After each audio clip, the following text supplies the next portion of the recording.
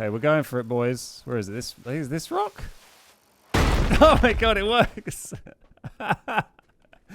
Oh wow, that is one tough bike. Hey everybody, welcome back to another Beard Guys PUBG tips and tricks video. My name's Ben and today we are looking at 20 things about PUBG that you might not know. I've been playing PUBG and making videos about it since it came out over 4 years ago, and there are a ton of little secrets and features that aren't really explained in the game that I want to share with you. Some of these tips are console specific, but many of them also apply to PC PUBG as well, so it's definitely worth the time for both platforms. I'll put a full chapter listing in the video description so you can easily skip to the parts that you're most interested in. Let me know in the comments what tip you found most useful, and if you enjoy the video and want to help support us, then feel free to add our PUBG creator code, the Beard Guys, to your account. I'll put some info on how you can do that at the end of the video, but now let's get into it. Number 1. Most vehicles in PUBG actually take different amounts of damage depending on where you shoot them. Shooting a vehicle in the engine will deal full damage, shooting them in the body will deal 75% of normal damage, and shooting them in the roof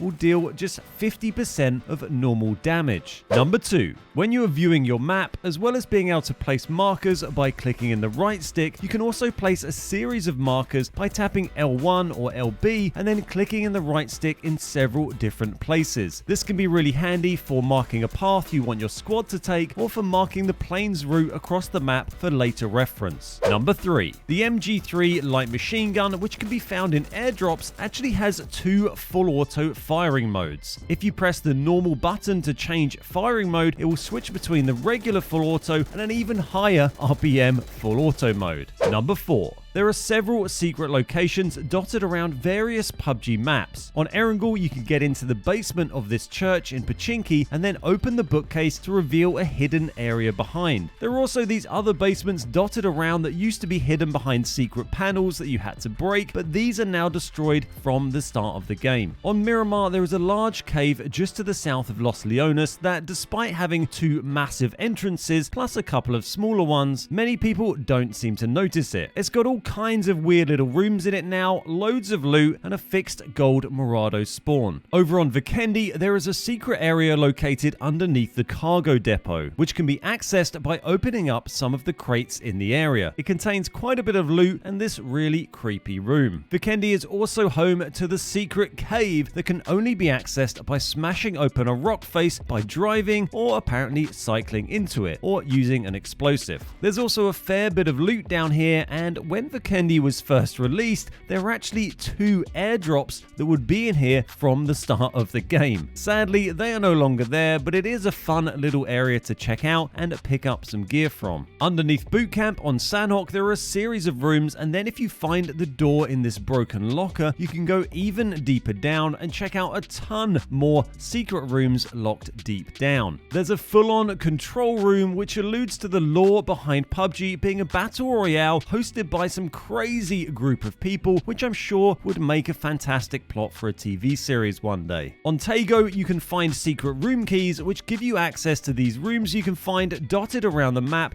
containing some pretty nice loot. You can also find secret room keys on Paramo, which is a map currently not in rotation, and these give you access to some of the temple rooms and contain some high tier loot as well. Another map with hidden areas that isn't currently in rotation is Karakin. Karakin has loads of hatches and panels like these that can be blown up with sticky bombs or panzers. There are loads of hidden tunnels and rooms on Karakin, and they often contain better loot than up top, so blow up everything you see if you want the best gear. Number 5. If you go into your gameplay settings, you can adjust the style, color, and brightness of many of your different scopes, such as the red dot, holographic, 2x, and 3x. Number 6. Also located in your gameplay settings is the option to hide helmet. If you aren't seeing your helmet in game, then you have this accidentally turned on, or you're not wearing one. Keep in mind this won't hide your helmet from your enemies or teammates, it just hides it on your screen for aesthetic reasons so you can see your nice hat skin or hair instead of your your armor. Number 7.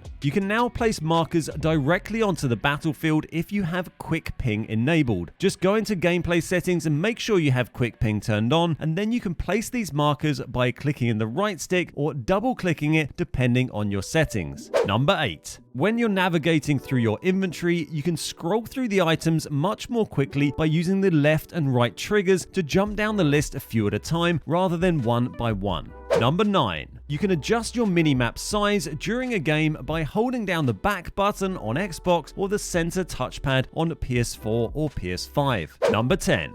If you are stuck using toggle to aim down your sights and you want to be able to hold to ADS instead, go into your settings and change from type A controls to type B. Number 11. In your controller settings menu, you can customize a ton of things that can help you out. Here you can switch in options such as tap to reload, hold to crouch, or even create hotkeys for quickly taking meds. The green button indicates it's a hold and no icon means it's a tap. If you want a longer explanation on how exactly to do this and how I have mine set up, I'll put a link to my latest settings video in the description down below. Number 12. In order to do drive-bys in PUBG without your vehicle slamming its brakes on as soon as you change seats, you need to make sure you keep the accelerator held down until you've switched seats. If you let go of accelerate before you switch, then the vehicle will slam its brakes on. Number 13. You can turn off your vehicle's engine whilst it's driving by holding down left on the D-pad, allowing you to quietly coast in on your targets and take them unaware. Number 14. If you see vending machines dotted around on Miramar that look like this, you can actually interact with them and get boosts out of them. They even sometimes give you a jackpot and drop you a stack of 8 energy drinks at a time. Number 15. The porter truck, which can only be found on Tago, can actually be used to carry extra gear. If you open your inventory whilst next to it or inside it, you can move gear into its inventory space, and this even includes guns, vests, and helmets. Keep in mind though, anything stored in its inventory will be lost if the vehicle is destroyed. Number 16.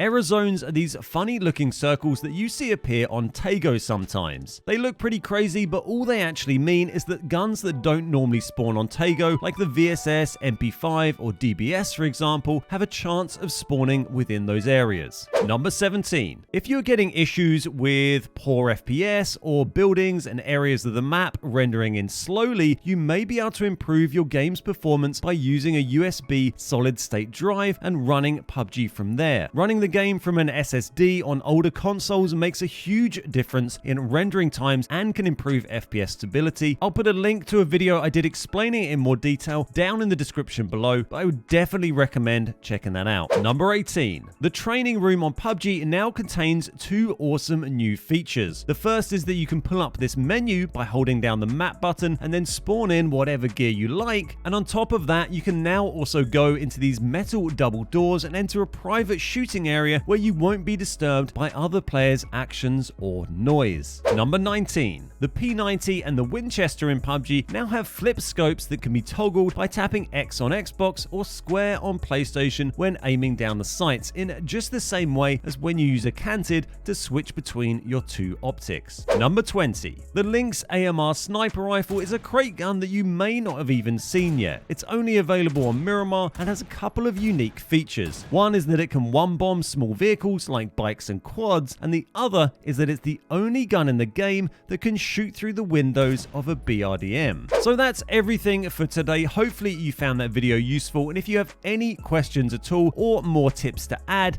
then please leave a comment down below or come and chat to me on my live stream on twitch.tv/thebeardguys. Thanks very much for watching, and I'll see you next time. What happens if I bust that open with the bike now it's got C4 in it?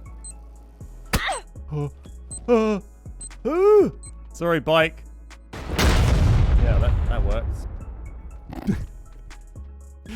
A little panic moment there. Little panic moment. I just wanted to drop you all a quick message to tell you about our PUBG creator code. As a PUBG partner, we have a creator code which you can add to your account, which means whenever you purchase anything in-game, PUBG will give us a commission. Whether you're buying season passes, G-Coin bundles, or anything else that requires cash in PUBG, if you have our code added, then you'll be helping us out without costing yourself a penny extra. It's a great way to support the channel, and it really does help keep us making PUBG content for you. Plus, it's easy to set up and you'll only ever have to do it once. To add our code, first visit accounts.pubg.com and then log in or create an account. Once you've logged in, connect your Xbox, PlayStation or Steam account on the linked accounts tab, then go to the Creator Appreciation Program section and type the Beard Guys into the box or find us from the drop-down list. Then just click submit and you're all done. A massive thank you to everybody who has used our code. Your support is absolutely vital for us and it really makes a huge difference.